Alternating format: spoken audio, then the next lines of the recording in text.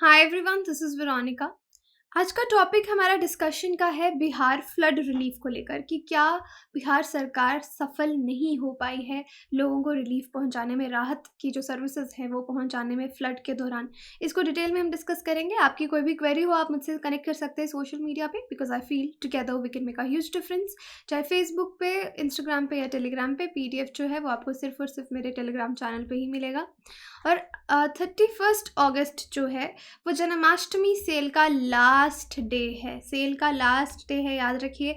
Heavy discounted prices पे आपको courses मिल रहे हैं। यहाँ पे 19 कोर्सेज का ही लिस्ट आप देख सकते हैं। आपकी कोई भी क्वेरी हो इस डिस्काउंट से रिलेटेड, कोर्स से रिलेटेड, जो नीचे नंबर दिया है आप उस पर कॉल करके डिटेल ले सकते हैं।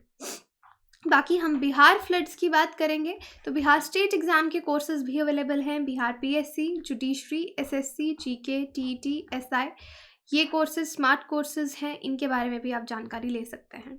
तो चलिए फ्लड्स की बात करते हैं। बिहार में आप देखते हैं हर साल मानसून के समय पे काफ़ी ज़्यादा फ्लडिंग होती है, लोग बेघर हो जाते हैं। इस साल जो फ्लड्स हैं और भी जल्दी आ गए। अर्ली जून में ही आपने देखा कि बिहार में, अगर हम लास्ट ईयर से कंपेयर करेंगे तो ज़्यादा फ्लड्स आए और 1.6 मिलियन लोग जो हैं इन फ्लड्स में इफ़ेक्ट हुए। 11 डिस्ट्रिक्ट्स जो हैं बिहार के, वहाँ पे ये पूरा इफ़ेक्ट देखने को मिला है। ये डिस्ट्रिक्ट्स कौन से हैं? नॉर्थ बिहार के, जिसमें आपका सीतामढ़ी, शिवहर, मुजफ्फरपुर, समस्तीपुर, खगड़िया, ईस्ट चंपारण आते हैं। मैप में भी मैं आपको ये डिस्ट्रिक्ट्स दिखाती हूँ। टाइम्स ऑफ इंडिया की भी जैसे ये रिपोर्ट है कि काफ़ी सारे विलेजेस नॉर्थ बिहार में फ्लड्स की चपेट में आए। तो देखिए, मैंने आपको बताया आपका पूर्व चंपारण, सीतामढ़ी, शिवहर, इवन कि अररिया में भी आता है, लेकिन इस बार अररिया में इतना नहीं है। समस्तीपुर, खगड़िया आई थिंक, और ये मुजफ्फरपुर। तो ये जो डिस्ट्रिक्ट्स हैं, इस बार जून से पहले भी यहाँ पे जो फ्लडिंग है वो शुरू हो गई। ये बिहार का मैप था। अब रिलीफ मेजर्स जो गवर्नमेंट की तरफ से राहत का कार्य है, उसमें क्या क्या लिमिटेशंस रही, हम उनको डिस्कस करेंगे। अदरवाइज आपको पता ही है डिज़ास्टर मैनेजमेंट का जो पार्ट है यूपीएससी सिलेबस का, स्टेट एग्जाम्स के सिलेबस का, या केस स्टडीज़ की बात करें तो वहाँ पे ये सवाल आ सकता है। आपको पता है कि किस तरह से राहत के कार्यों को अंजाम दिया जाता है। आपकी पूरी टीम्स जो हैं वो तैयार हो जाती हैं कि लोगों को कैसे बचाना है, कोई डेथ नहीं होनी चाहिए, उनको मूव करवाना है। लेकिन क्या लिमिटेशंस यहाँ पे हम डिस्कस करेंगे, रिलीफ मेजर्स में क्या लिमिटेशंस रही। तो डेफिनेटली इस बार बिहार फिर से एक बार हर साल की तरह स्टक हो गया था डेवेस्टेटिंग फ्लड्स की वजह से। अब इन फ्लड्स की वजह से क्या होता है, लोगों की सोशियो इकोनॉमिक लाइफ इफ़ेक्ट होती है। सोशियो इकोनॉमिक यानी सोशल लाइफ तो इफ़ेक्ट होगी, उनके फाइनेंशियल रिसोर्सेज भी ख़राब हो जाते हैं। इस साल 16 लाख लोग इफ़ेक्ट हुए हैं और 1.10 लाख जो लोग हैं उनको डिज़ास्टर मैनेजमेंट ने इवैक्यूएट कराया, उनके घरों से खाली करके उनको दूसरी जगह लेके गए। State government disaster management department, जो स्टेट गवर्नमेंट के अंडर काम करता है। रीसेंट रिपोर्ट यही दिखाती है कि बहुत सारी कमियां भी यहाँ पे रही हैं। पहली कमी रही है आपके बजट में, बजट का कंस्ट्रेंट रहा है। कुछ एक्सपर्ट्स का मानना है, अब ये एनालिसिस एक्सपर्ट्स के द्वारा है कि बजट कंस्ट्रेंट क्या है, कि बिहार की स्टेट इस टाइम बजट कंस्ट्रेंट फेस कर रही है। बिहार गवर्नमेंट को चाहिए 80 billion from disaster management fund to compensate कोविड-19 इफेक्टेड फैमिलीज। अब एक तो बिहार में इस वक्त और पूरे देश दुनिया में अभी आप देख रहे हैं कोविड की प्रॉब्लम चल रही है। बहुत सारे स्टेट गवर्नमेंट, सेंट्रल गवर्नमेंट अपने फंड्स जो हैं वो रीलोकेट कर रहे हैं, ट्रांसफ़र कर रहे हैं कि कोविड में ज़्यादा चाहिए। अब उस दौरान अगर आपका इस तरह का नेचुरल डिज़ास्टर आ जाए तो बजट कंस्ट्रेंट जो आएगा। और यहाँ पे यही रखा है कि ऑलरेडी कोविड इफेक्टेड फैमिलीज़ के लिए इतना पैसा चाहिए और 4000 करोड़ को साइड पे रखा हुआ है फ्री वैक्सीनेशन के लिए, इसलिए बजट का इशू आ रहा है। अगर बिहार का इकोनॉमिक सर्वे आप 2021 का देखेंगे तो इन्होंने कैलेमिटीज़, नेचुरल कैलेमिटीज़ जैसे कि फ्लड्स हो गए, साइक्लोन्स हो गए, इसके लिए कितने पैसे रखे थे? 4461 करोड़ अलग से रखे गए थे फ्लड्स और साइक्लोन्स के लिए।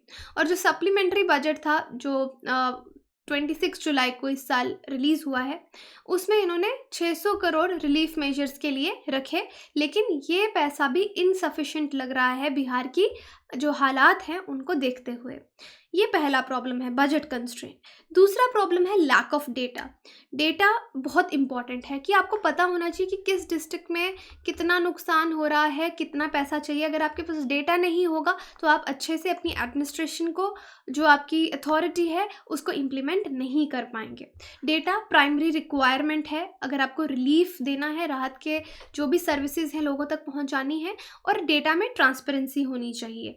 अब स्टेट डिज़ास्टर मैनेजमेंट डिपार्टमेंट जो है वो डेली फ्लड रिपोर्ट्स उसको अपलोड करनी चाहिए वेब पोर्टल पे, लेकिन इस बार कुछ भी जो फ्लड रिपोर्ट्स हैं इन्होंने प्रॉपरली अपलोड नहीं की। यूजुअली ये जो डिपार्टमेंट है 15 जून के बाद ही, क्योंकि हर साल मानसून में फ्लडिंग होती है, डेटा अपलोड होना शुरू हो जाता है, लेकिन इस बार वो भी नहीं हुआ। दूसरा, अब ये तीसरा पॉइंट है, इनएडिक्वेट कॉम्पनसेशन। अब बहुत लोग जो फ्लड्स में इफ़ेक्ट हुए उनको कॉम्पनसेशन भी नहीं मिली। एक्चुअली वहाँ पे कॉम्पनसेशन दी जाती है, एक रूल है कि 3800 बर्तनों के लिए और कपड़ों के लिए, और साथ में 6000 रुपये जो हैं वो दिए जाएंगे। हर फैमिली को इतना पैसा जो है फ्लड के बाद वो दिया जाएगा। ये कॉम्पनसेशंस उनके बर्तन कपड़ों को लेकर दिया जाएगा, बट जनरली अभी तक ये सब पे उनको नहीं किया गया है। अब ये जो इशू है, 2 एमएलए हैं, उन्होंने विधानसभा में भी 19 मार्च 2021 में इस तरह के इश्यूज जो हैं कि पुराने, अब ये कॉम्पनसेशन लास्ट टाइम की बात हो रही है कि अभी तक उनको कॉम्पनसेशन नहीं मिला है, तो नए जो लोग इफेक्ट हो रहे हैं इनका क्या होगा।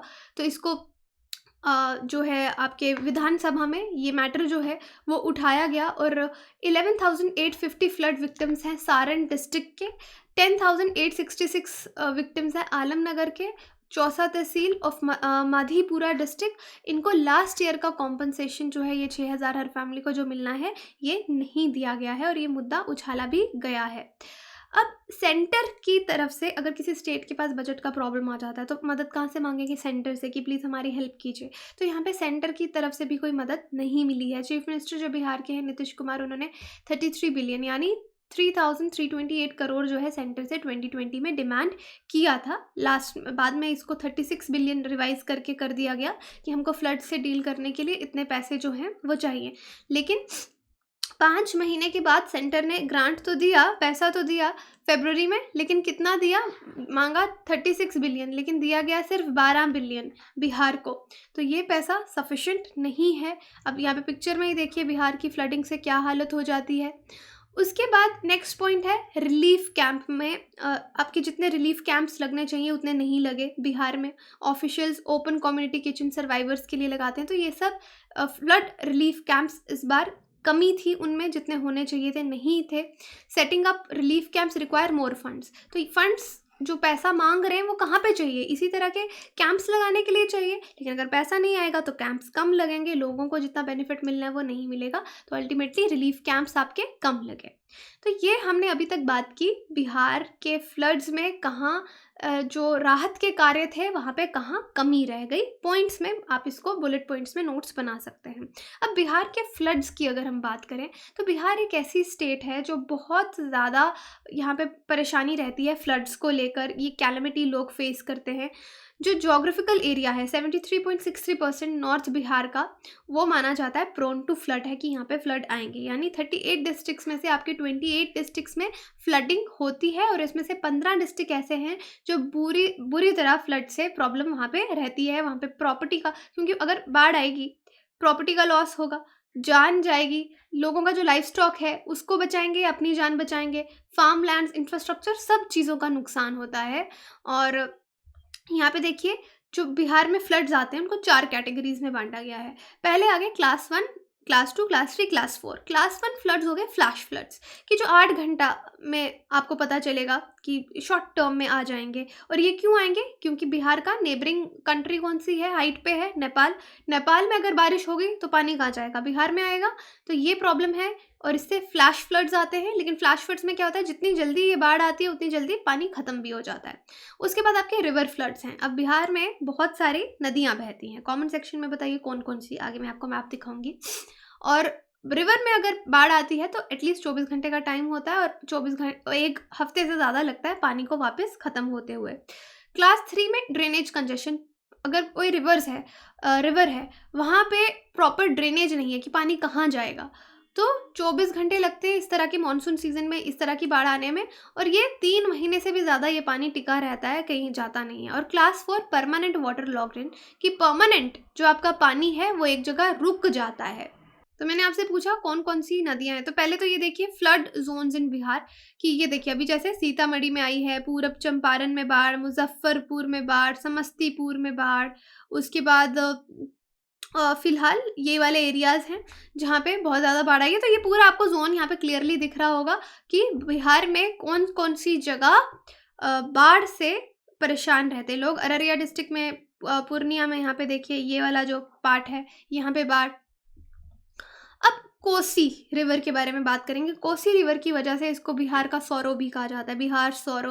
ये मोस्ट डिवास्टेटिंग रिवर है बिहार में मॉनसून में, यहाँ इसकी वजह से बहुत फ्लड्स आते हैं। बिहार का सौरो अगर कहा जाता है किस नदी को कहा जाता है, तो याद रखिए कोसी नदी को कहा जाता है। तिब्बत से ओरिजिनेट होती है, गंगा को ज्वाइन करती है ये नियर कुर्सेला, कटिहार डिस्ट्रिक्ट, जो कटिहार डिस्ट्रिक्ट है बिहार का, वहाँ पे ये गंगा में मिल जाती है।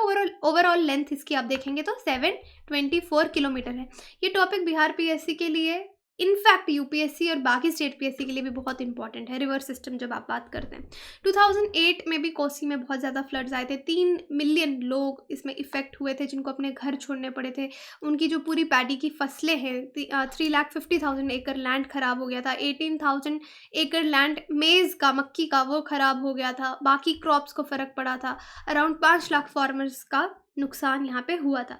अब फ्रीक्वेंट फ्लडिंग जो कोसी की है वो सिल्ट की वजह से होती है। जो सिल्ट डिपॉजिट होती है कोसी रिवर में लास्ट 54 ईयर से हो रही है, तो उसके impact climate change, human activities, हमारी गलती है। मेजर रिवर्स मैंने आपके बिहार के पूछे थे, तो ये बिहार पीएससी के लिए बहुत इंपॉर्टेंट है। तो देख लिए कोसी कहाँ से बहता है, ये आपको गंडक दिखेगी, ये गंगा रिवर, तो यहाँ से आप पूरा ये देख सकते हैं कि कहाँ से। और देखिए गंगा से कोसी कहाँ पे मिल रही है, यहाँ पे आपका कटिहार डिस्ट्रिक्ट है।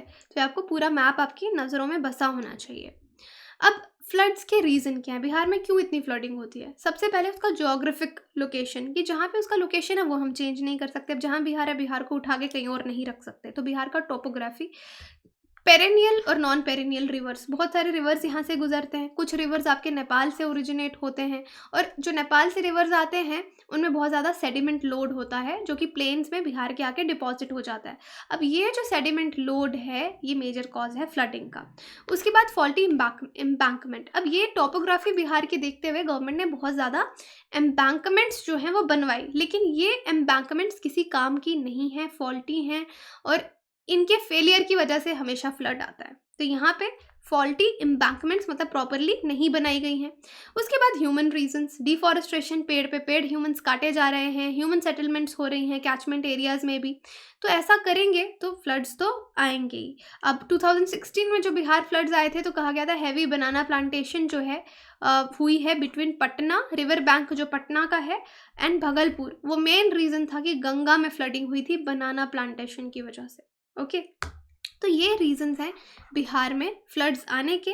तो आज हमने पूरा डिटेल में डिस्कस किया कि बिहार में किस तरह से फ्लड्स आते हैं, कौन सी नदियाँ यहाँ से बहती हैं, कौन से डिस्ट्रिक्ट्स हैं जो ज़्यादा जहाँ पे फ्लड्स आते हैं, रीजंस क्या हैं, और अभी सरकार क्यों अच्छे से रिलीफ मेजर्स नहीं दे पाई। राइट, अब आपके लिए सवाल है, what is flash flood? A sophisticated flood, power line fallen in flood waters, a deep flood, a flood that happens fast with little warning।